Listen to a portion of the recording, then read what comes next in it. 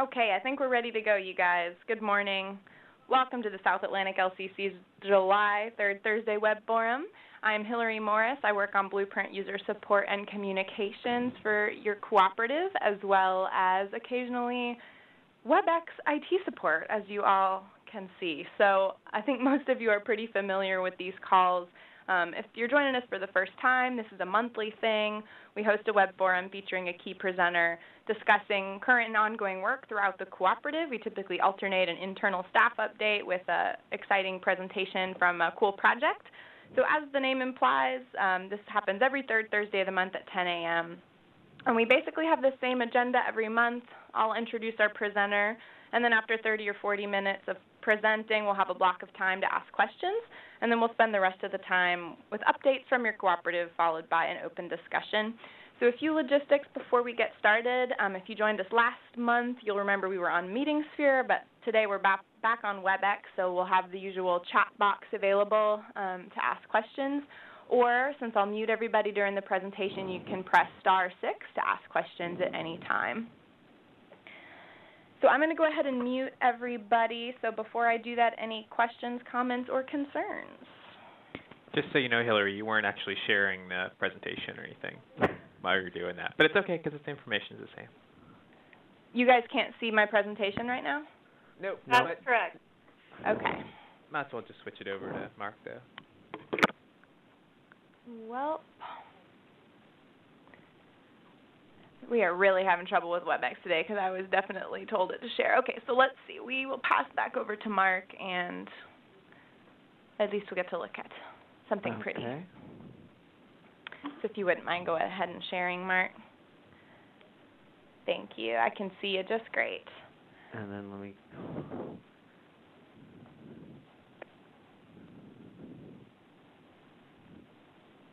Okay. Perfect. All right, so I'm going to go ahead and mute everybody just to keep background noise at a minimum. So when you're ready to speak, go ahead and press *6 to unmute, Mary. The conference is now in silent mode. Okay, can you hear me? Sure can, thank you. Great. Well, thanks to Mark, who has now taken over control of the WebEx, and thanks to the folks at the Landscape Conservation Cooperative for inviting us to present on mapping the ocean, the role of marine assessments in conserving important resources. And Mark, if you want to change the slide. What we're going to be doing today is providing an overview of the South Atlantic Bight Marine Assessment. This is a regional mapping project that we have been working on for the last about 5 years here in the Nature Conservancy. It's going to actually be a joint presentation. I'm going to get kick-started giving an overview of the marine assessment and then talking about the data and analysis related to coastal ecosystems, which was the section that I led. I'm then going to pass the floor over to Laura Gesselbrock, and you see our pictures up there because it's always hard. Webinars without a facial sense. She's going to talk about marine mammals and sea turtles, and then I'll pass the floor over to Mark Anderson, who is going to give an overview of the seafloor habitat analysis and an introduction to how we're linking these different components as part of a conservation portfolio. Then we'll briefly discuss the final products and how we're looking to distribute them, and hopefully have some time for discussion at the very end. You want to change the slide? So just to start off, giving you a sense of where we were working, this is our South Atlantic project area. It runs from Cape Canaveral, Cape Charles in Virginia, all the way down through the Florida Keys. Inland, it was looking at the area through tide range and then out to about 3,500 meters depth offshore. The straight line that you see there at the bottom of the screen is related to the international boundary between the U.S. and the Bahamas.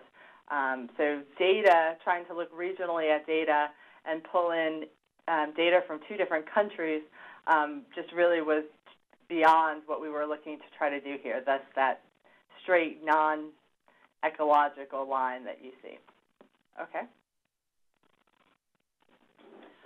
So why was the Nature Conservancy interested in creating the South Atlantic Bight Marine Assessment?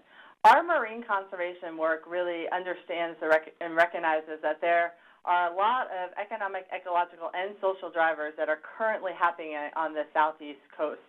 And as you're making decisions about port expansion or potential for new energy development, thinking about fisheries and the relationship between fish and habitat, having solid information and data that lets you understand the overall ecosystem and its purposes are important. And we had completed an original assessment back in 2005, but in particular the offshore side of it, looking beyond the estuaries, was limited. So we wanted to go in and try to work to update that information to get a better sense of what the offshore environment looks like, with a particular emphasis on habitat and then some species migration routes. Next page. And we really see this data being an important part of helping to think about what the future of the South Atlantic seascape looks like. It can be used and pulled into a variety of ongoing discussions. And this is just a map that looks at kind of how we need to think about the marine environment when we're making decisions. The fact that it's a variety of activities and resources, that you're looking at different places within the water column as well as on the bottom, and really trying to make solid decisions requires thinking about all of these together in a more comprehensive way. And Mark, we're going to click through a series that just kind of lets us think about some of the issues that are going on in the South Atlantic now that some of this data has been and can continue to be used for.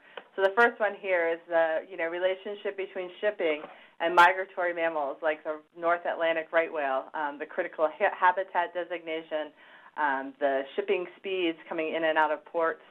Next one. Potential offshore new renewable energy in the form of wind energy. Where does that get placed in relationship to other activities, as well as potential relationships with different species, the seafloor? Next. Our shorelines, coastal resilience, how habitats migrate, and the role of habitat as it relates to protecting upland communities, the link between natural and man-made. Next. Fishing, be it the South Atlantic Fisheries Management Council's current work to update their fisheries ecosystem plan, or looking at spawning areas, that habitat relationship between fish management and fish populations and the habitats themselves. Next. Offshore oil and gas development, and we'll just move quickly to the next one. And then things like beach renourishment and sea turtles. Where are the turtles going? Where are the sand resources? And it starts to get to be a really complex ocean. So we see this as being one part of the information that can help guide what the future of the South Atlantic seascape looks like. Next page.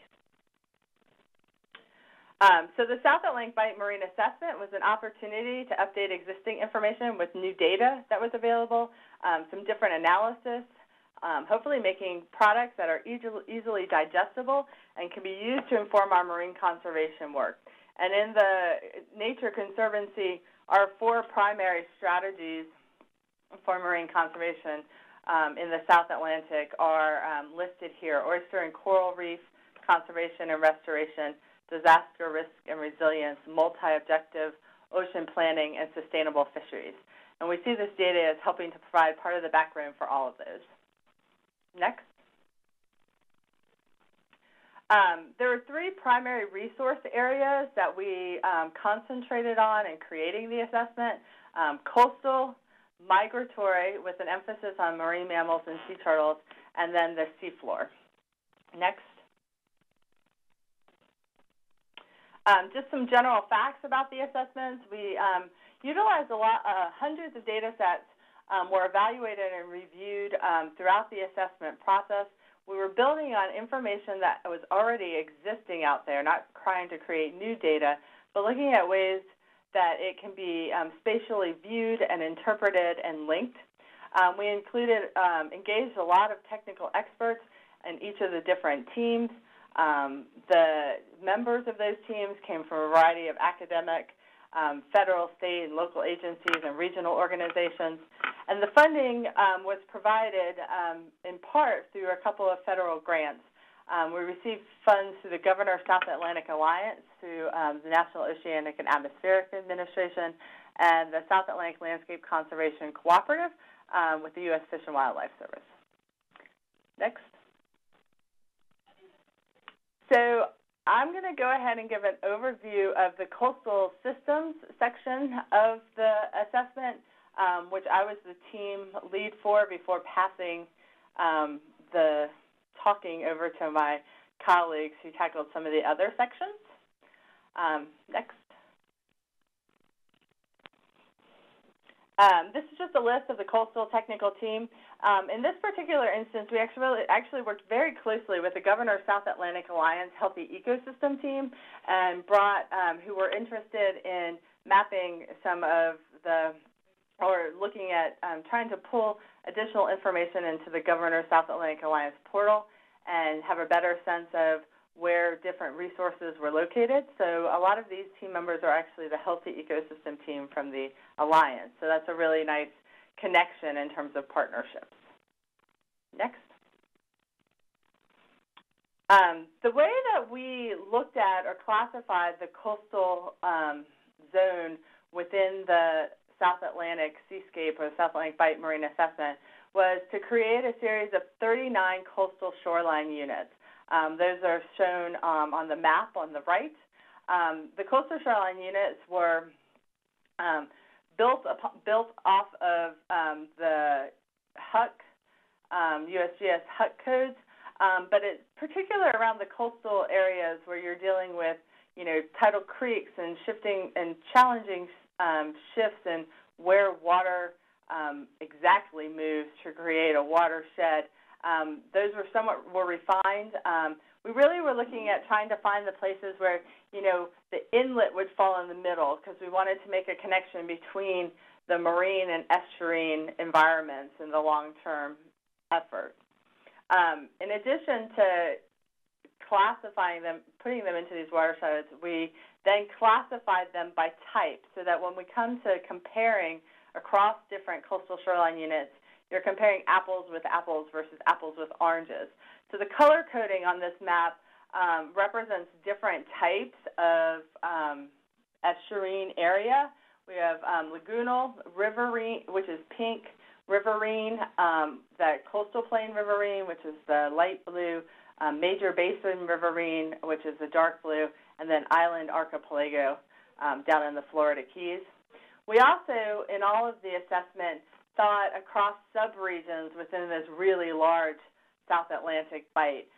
So you can kind of see here the dotted lines that run like at the bottom of Pamlico Sound that separate us into the Mid-Atlantic, the Carolinian, and the Floridian.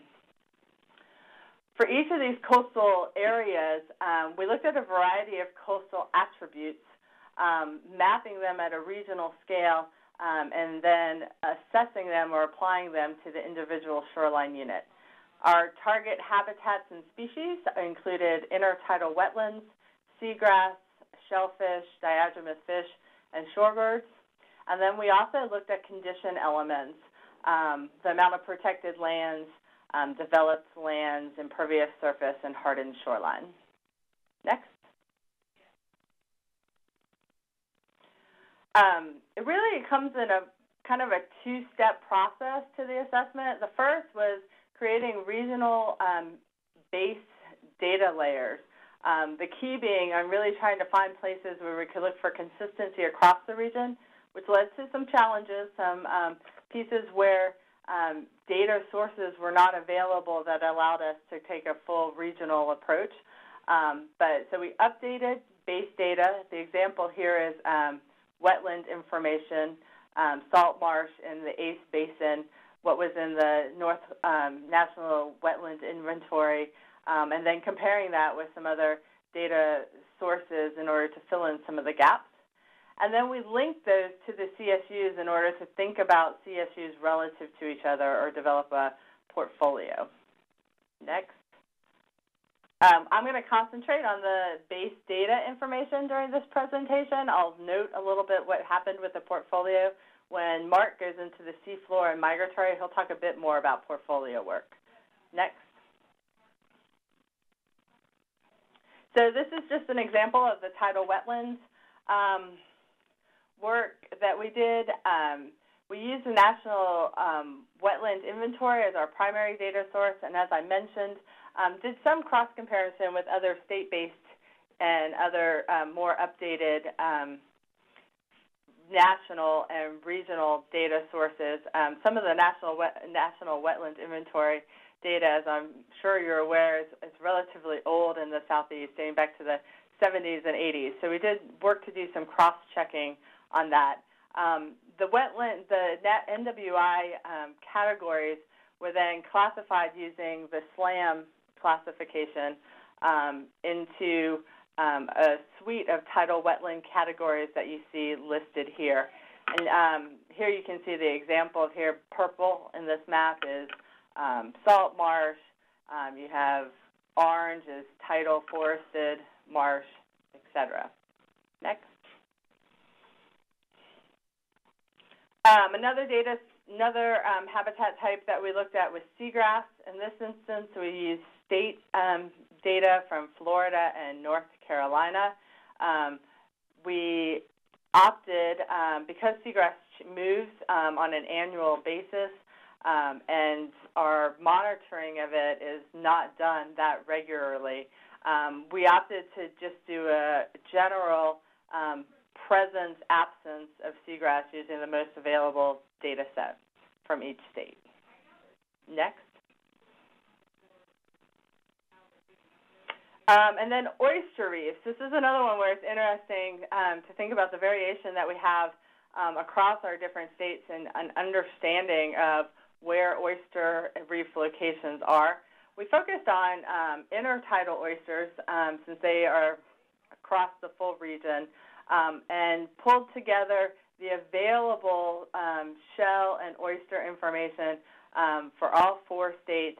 The map here actually includes both where the black is where they have been surveyed, and the area that has been surveyed, and the white is oysters present. And you can see that there's quite a bit of variation. Once you move into Georgia and Florida, portions of the coast have not been surveyed recently. So it's just an example of the type of understanding of next steps and data opportunities that exist out there. Next. And then finally, in addition to the habitat, we looked for linkages with some species that make use of these coastal environments, but also visit the ocean and the marine environment. We wanted the assessment to help us understand some of those connections. So one example of that is diadromous fish.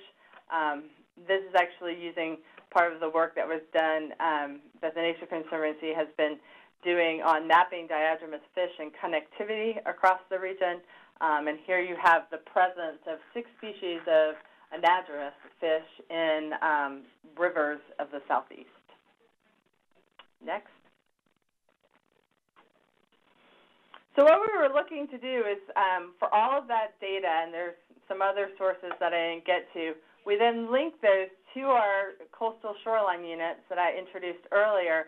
And what you get is a picture of each coastal shoreline unit for a variety of different resources. We did comparisons to find those with high values, those that really stuck out as above average, looking for variation, taking into consideration the variation within the subregions and within the types.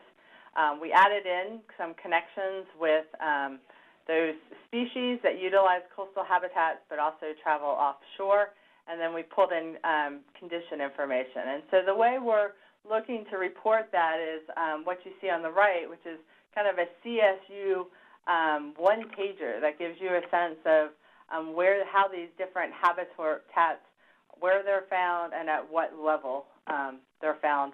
You can also look across the whole area. This is St. Helena Sound in South Carolina, and does have like a total of a 15-point based on how we ranked. And the portfolio is something we could share at another time, but this is kind of what the end picture looks like. So I'm going to stop there and pass the floor over to Laura. Laura, I think you need to hit, is it *6 in order to get off mute? Yep, that's right. Great. Can you all hear me? Sure can. Okay, great. So as Mary mentioned, one of our segments in our mapping product here is migratory species, and we tackled marine mammals and sea turtles. We weren't able to get into migrating fish this go around, but maybe sometime in the future, we'll see. To advance, I have to just say advance, please.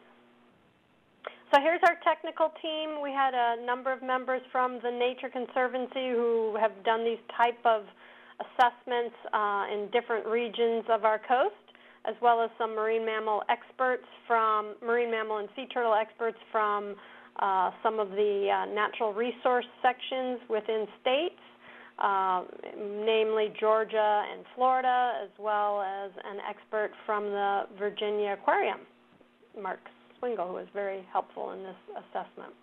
Next. So the species and species groups that we included in our assessment were baleen whales, and you can see them listed there on the slide.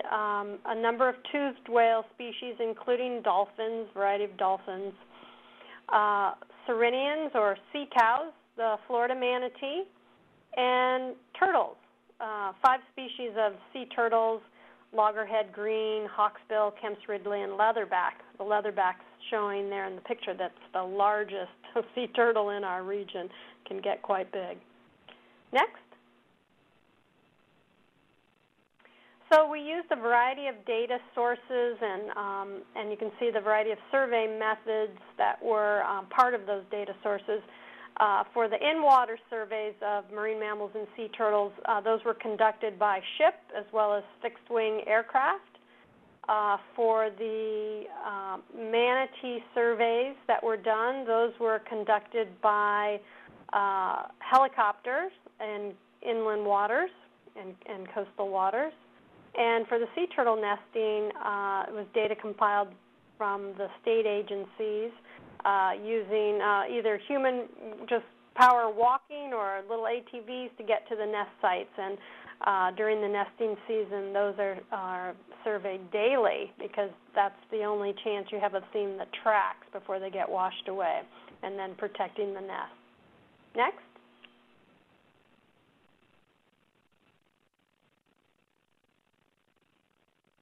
So here's the survey effort and the in-water surveys showing to the right. It's done seasonally, as you can see, winter, spring, summer, and fall. It's not complete coverage in all seasons. As you can see in spring and fall in the northern segment of the South Atlantic Bight region, we don't have very good coverage. And then also from about Cape Canaveral south, we didn't have access to the in-water survey data. There is some available. We just weren't able to get it in time for this analysis. Okay, and just one other thing to point out, green is high density, and brown is lower, with yellow being more intermediate.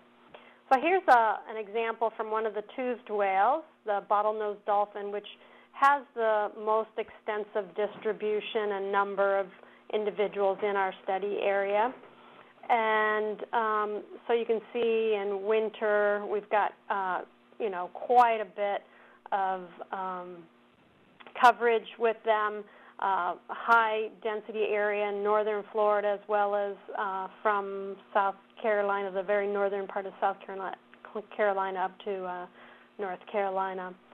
The other thing to point out is, in comparison to our Northwest Atlantic marine assessment, The South Atlantic bite assessment has many fewer of the large whales, the baleen whales, than further to the north, with the exception of the right whale, which I think is the next slide.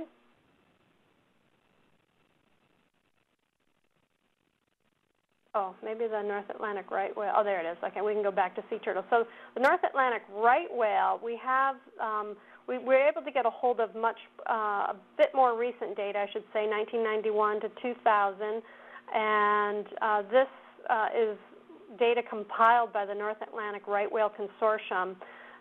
They have a variety of people providing them with data, and then the Fish and Wildlife Conservation Commission actually processed the data, and we were able to use that.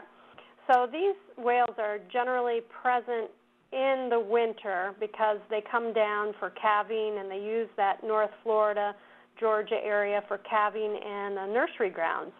So quite a bit of effort has gone into reviewing where these animals are found. So that's a pretty good one. Please go back up to the sea turtles for a second.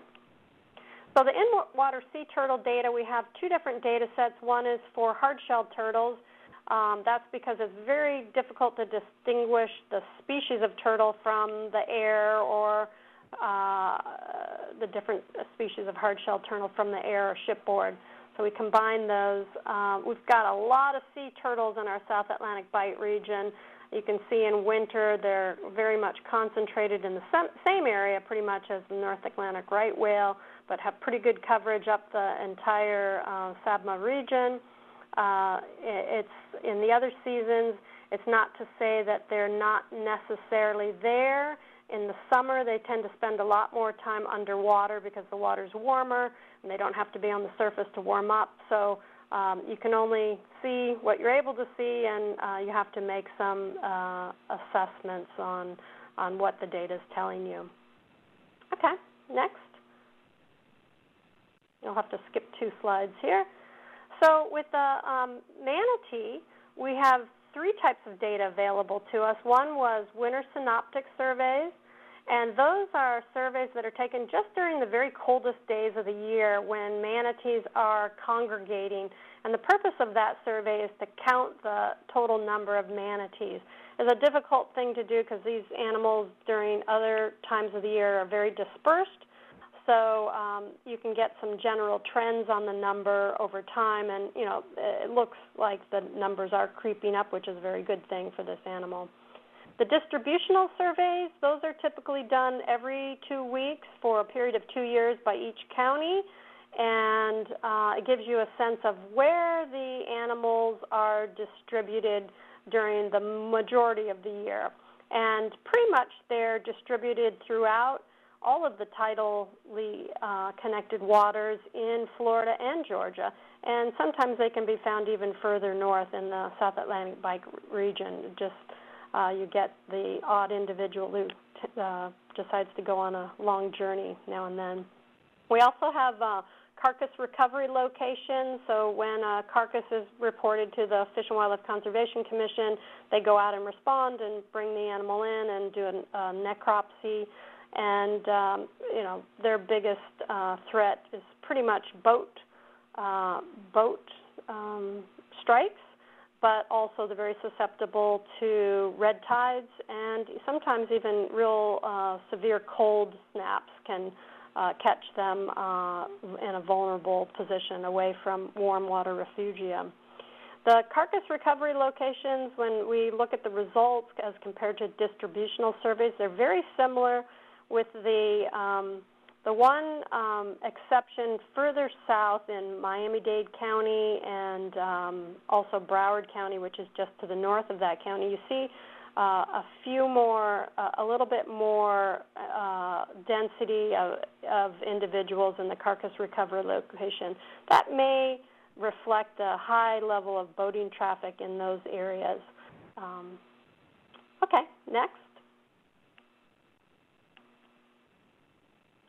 Okay, and the final type of data that we have mapped for this product are sea turtle nesting data. We have 5 species of sea turtles nesting in the South Atlantic Bight region. By far, the loggerhead turtle is the most prevalent throughout the region because it nests in every state of the region, and there have been 5 genetic subunits distinguished.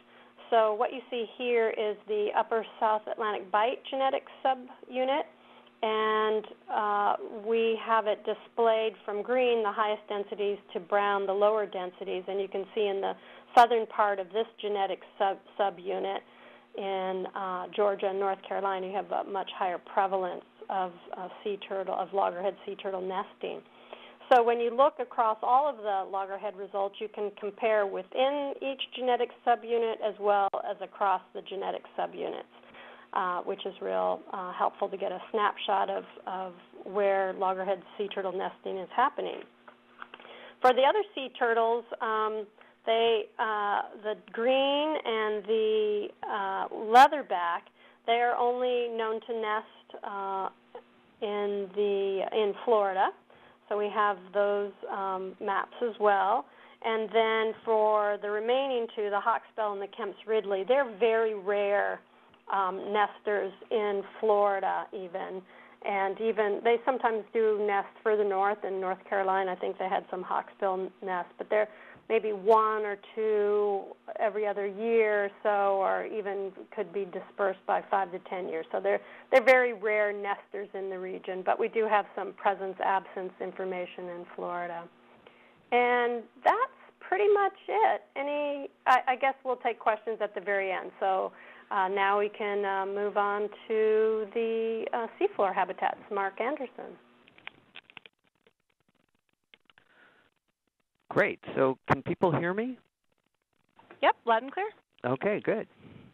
So hi, everyone. I'm Mark Anderson. I'm Director of Science for the East Division in the Nature Conservancy. And I'm going to talk about, and I led the seafloor habitat assessment and mapping team with a lot of help from Katie Weaver and Annalie Barnett, who are on this call, and Mary and Laura also. And I'm going to focus on this presentation on the framework data sets and how we created those. And if there's time, I'll go through a little of the portfolio, but we might not have time for that piece today. So the first thing we did, so this was a really challenging piece to really try and get an accurate picture and map of the seafloor. And the first thing we did was assemble a science review committee who, I don't know if you recognize these names, but was really the dream team of many of the researchers who've been working in the South Atlantic Bight for many years on seafloor issues and corals. And so a pretty exciting team, and they were very engaged through this whole process. We had 2-hour conference calls about every other month, and some of those went to 3. We even had one go over 3 hours, just a lot of discussion, a lot of review of data sets and review of results. And so I think we're really pretty pleased with the final results, although it took several tries to get them where we wanted them to be. So the 3 framework data sets I'm going to talk about here are the bathymetry, the depth, the substrate, that's both soft sediments and hard bottoms, and then the seabed topographic forms. And our goal was to really create these wall-to-wall distributable baseline data sets that could be used to guide marine decisions in offshore areas. So to start with the bathymetry, we began by testing a lot of existing bathymetry maps, but there were a number of issues with existing maps. And in the end, what we did was we collected, thanks to the NOAA and NGDC's coastal relief model, we collected 4.7 million points. These are depth soundings. And we used interpolation to create a very detailed depth map of the whole region. And we used even some more separate samples for filling in the estuaries. And I think this is now probably the best depth map available for the South Atlantic Bight. It's pretty fun to use. In addition to that, we then collected 19,000 samples of fish samples, 511 species that had been collected throughout here. And we used cluster analysis to sort of break those into fish groups and figure out what were the depth zones where you really got a change in the distribution of species. So the depth zones you see here are 0 to 30 meters, the inner shelf. There's about 99 species that are very characteristic of that zone. The mid-shelf, 30 to 70, 71 species. A number of species that hang out on the shelf edge right here, 70 meters to 200 meters. And then this Charleston bump area, 200 to 600 meters. And then the Blake Plateau, a deep plateau here, 600 to 1,000 meters, not very well known. And then the very deep, greater than 1,000 meters Blake Spur area, for which we really don't have any information. So the picture here, a very accurate picture of the depths and the depth zones that we think have a lot of ecological meaning. Next, we created, using that bathymetry map really, we created a detailed analysis of the seabed forms, the topography forms that create structure on the seabed, including things like the sand waves you see here and the shoals on the shelf, as well as coral mounds and canyons and deep depressions in the deeper area, and the terraces down here in the South Atlantic Bight. This is a pretty detailed. I have a zoom in here of this canyon area. You can see individual canyons and the trenches that run out of these canyons, but you can also see some of these high flats and shoals and these little areas of complexity with hard bottom we'll talk about in a minute. So it's a really interesting map to peruse, and it represents a lot of the features in the South Atlantic Bight. How good is this data? We did some testing of how good this data is, and I'll show you one. You can make your own judgment. This is Portales Terrace off the Florida coast. This is a 4-meter multi-beam DEM that one of our steering committee members provided. And you can see this little flat terrace here with steep slopes on either side into a depression. So that's about as good as it gets, 4 meters. Here's how it looks on our seabed forms. So you can basically see that high depression. You can see the steep slopes on both sides. The little pinch point here, it's not as well defined. And then the lower depression. So, you know, judge for yourself.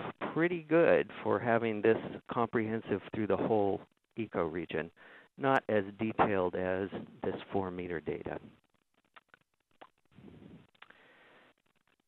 The next thing we did was create the sediment map, and this is the soft sediment map, and we did this by collecting together over 30,000 points, sediment points, most of them from U.S. seabed, but also we got contributions from South Carolina DNR, Florida Fish and Wildlife, North Carolina, and Army Corps.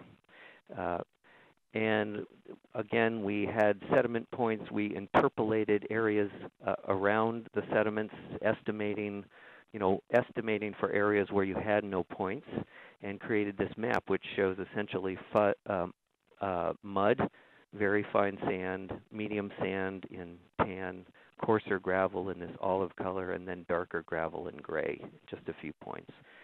And the error on this thing, if you look at this map up here, it's pretty good for the shelf, which is the blue area, and it's pretty rough when you're in this very deep Blake Plateau area. It's a rough estimate of what the sediments look like there. And then we spent quite a long time, as you know, if you're familiar with this area at all, one of the key features of the seafloor is these hard bottom or rocky reef areas that have a lot of coral and fish diversity concentrated in them, and has been really a goal for a long time of a lot of people on the committee to try and get a good map of where these hard bottom areas occur. Here's in this little zoom in here, you can see individual hard bottom points in orange, and then in yellow these are concentrations of hard bottom areas in flat regions, and there's also these large orange areas where the shoals are concentrations of hard bottom areas on slopes. So it's a very detailed map, pretty accurate. And Anna Lee Barnett, who I think might be on this call, did a lot of this work, which was based on about 20,000 points and polygons from a variety of sources. And then we combined those points with the seabed topographic forms that you saw earlier to help us winnow out noise from the data and also come up with features. So now we have this really nice hard bottom map that includes different types of hard bottom rocky reef in the north. It also includes detailed hand-drawn polygons of all the coral reefs in the Florida region. And we have actually assembled all this together into one data set that's really fun to use. We call it the EMUS, Ecological Marine Units. It's a combination of depth, seabed forms, and sediment types. And it's a searchable map. You can zoom in on it. You can analyze it. You can look for areas that meet a certain criteria. If you wanted to find a large hard bottom concentration next to a sand wave in a shallow region like this one here, you can see the kind of detail. That's Gray's Reef, by the way. You can see the kind of detail that's available in this map, and it really becomes a big structure for thinking about the seafloor. And I just leave this area with thinking the reason we spent a lot of time was really to think about how some of you who know me know I've been sort of promoting this idea of thinking about nature's stage from a physical perspective and really thinking about how this marine region works. And even zooming in here to the mid-Atlantic and northern part of the the Carolinian region here, you can just see the implications of having a shallow estuary with this large shoal and sort of a pinch point where the shelf edge comes in close, followed by these steep scarps and canyons and trenches that roll out, and how that really creates and defines a lot of the marine habitats that are found in this area. Mary, I think I should just skip the seafloor portfolio section for this and jump right to your where to get the data. Does that sound right? Yeah, I think that's probably right. If you want to do, since you're on just this slide and not go through it, kind of just briefly mention what the portfolio is and what we're doing with it, and we can maybe do another presentation at a different time going through how, but just kind of why we are doing the portfolio and the type of things you were looking at. You bet. So very quickly, our idea was to then identify areas and ecological processes of significance that, if conserved, would help protect the biological diversity of the whole South Atlantic. So we really then wanted to start to take, here's an example for the seafloor. We wanted to prioritize among those hard bottom rocky reef areas, places that had particularly diverse fish species or corals and coral mounds or large concentrations of hard bottom in a close proximity. Coral reef areas where they had specific corals like the Oculina banks, or unconsolidated substrates that had seagrass or very high fish diversity. So we're trying to pull out a subset of the overall set of features to figure out which ones really are important to conserve or manage for. So I'm going to just zoom through this here. You can to the marine mammal part. We did the same thing for the migratory species. We tried to pull out areas for each of these different migratory groups that were really key, so very high concentration areas that should be on our view screen for important places to think about conservation for these larger animals. And there's a lot of pattern here. I'll just show you a few of the patterns that are interesting. The baleen whales, humpback, northern right whale, and fin whale, really concentrate in this calving area, and also right here on the shelf edge up in the mid-Atlantic bight. And you can compare that with the toothed whales, Rizzo dolphin, sperm whale, and pilot whale, that really concentrate in those canyons up in this northern part, and then they go along the shelf edge and hunt in some of the canyons and crevices and upwellings along the shelf edge. Dolphins are more widespread.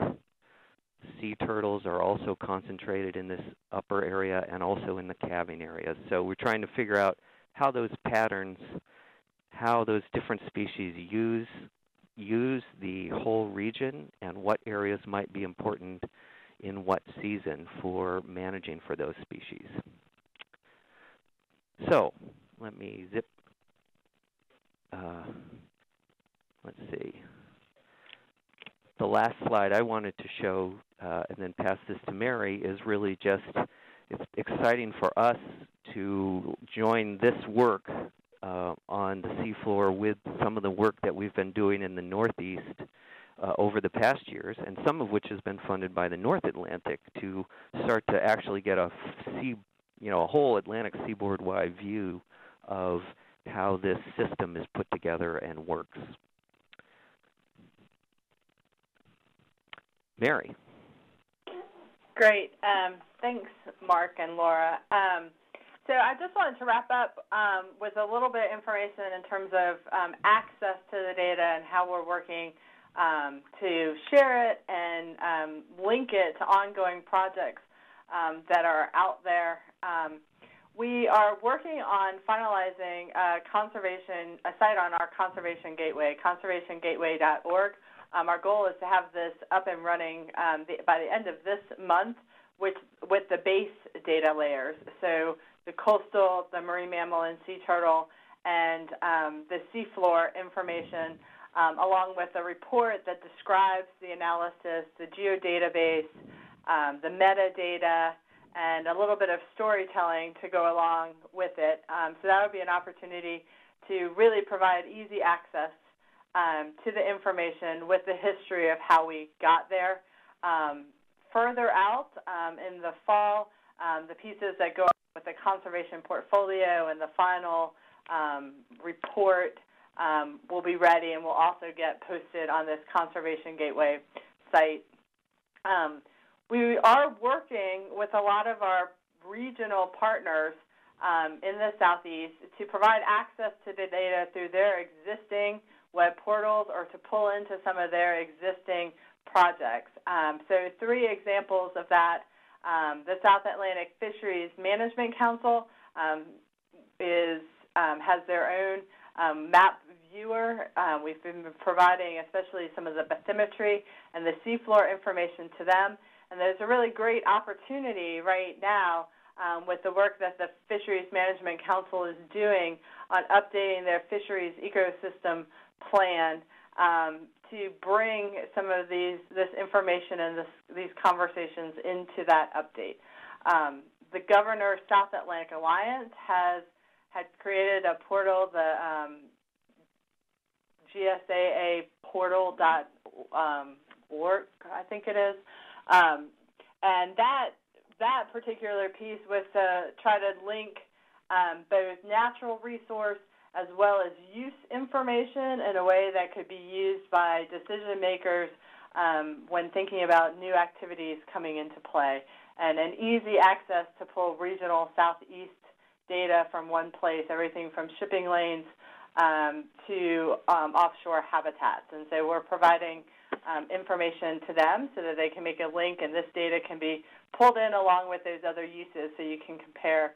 And then, of course, the South Atlantic Landscape Conservation Cooperative, who has helped fund this, and the linking it as we can with the blueprint work that is going on. So we're really looking to try to have this be a resource for multiple folks as well as internally. Next slide.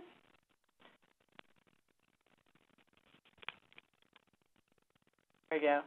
And when I was saying tell the story, part of what we're trying to do, in addition to a large report that can get somewhat technical, is put up these short stories to go along with like the seafloor, where you can quickly go through with what the data layers are and how they were developed. So I think the next is the last slide.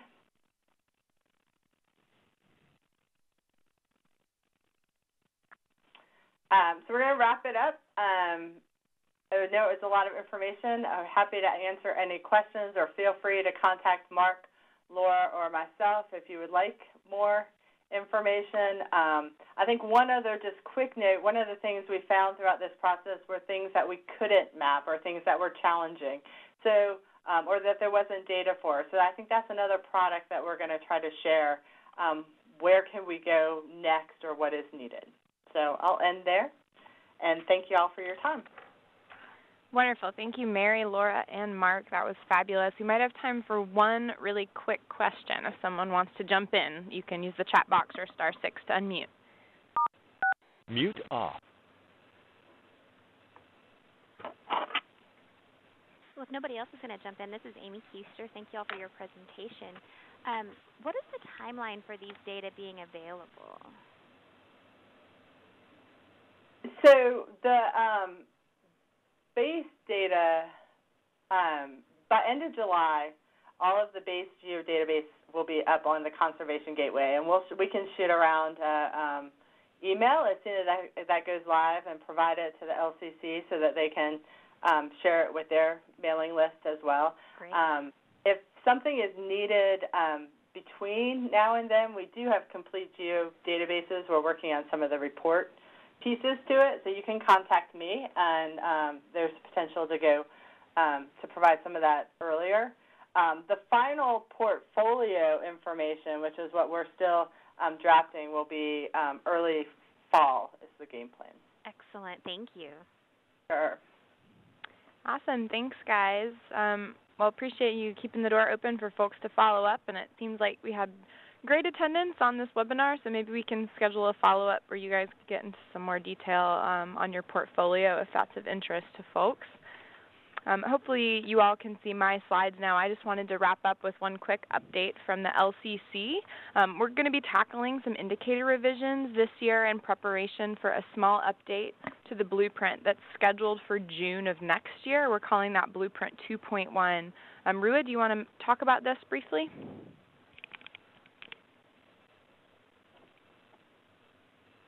Okay, sorry, I was just taking myself off the mute here. So we're pretty much, there were a few data sets that were not quite ready for prime time, and so we're doing a smaller revision of a few indicators, pretty much things that were almost ready. We missed data, definitely focusing on feedback from the workshops on ecosystems and indicators that could use the most work. So likely particularly things related to terrestrial connectivity on the landscape, but also a really strong focus on the marine, some of the estuary, freshwater aquatic, and waterscapes pieces is what's going to be coming soon. So we're already starting on marine layers, which is very fitting, and also some of the terrestrial connectivity right now. So if you haven't already signed up for the revision team from last year, there's some information on the LCC website on how to join and be part of some of those revisions. Thanks, Rua. Yeah, you can check out his blog post that went up in the July newsletter that's on the website if you want to find that link to join the team and get involved.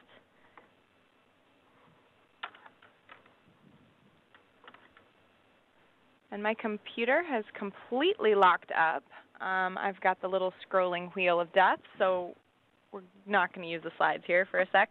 I just wanted to give a quick sneak preview of next month's Web Forum, which is going to be featuring Ashton Drew. You may recognize her from her work with the Environmental Decision Analysis team at the NC State and USGS Cooperative Research Unit, but she's actually moved on as a consultant of KDV Decision Analysis, and she's going to be talking about her project that she's been working on with the team that includes Tom Kwok, Greg Cope, and Tom Osberger. They're going to be talking about their project, which is developing landscape-scale models in support of endemic freshwater aquatic species in the South Atlantic geography. And it's a really unique project that combines expert knowledge and spatial data to model and map potential habitat of species like the Tar River spiny mussel. And so I think that's going to be a really great presentation. It's incorporating the waterfall hydrology models from RTI, using water temperature and quality models. So that's going to be a great presentation, and I encourage you to tune in next month, same time, same place, Thursday at 10 a.m. So it's 11 o'clock, so I'm going to wrap up. But that's it from the staff of your cooperative, and thank you so much, Mary, Laura, and Mark, for presenting, and I'll hope to see you all next month. Thank you. Thanks. Bye, everyone. Bye, everyone. Thank you. Bye-bye. Bye.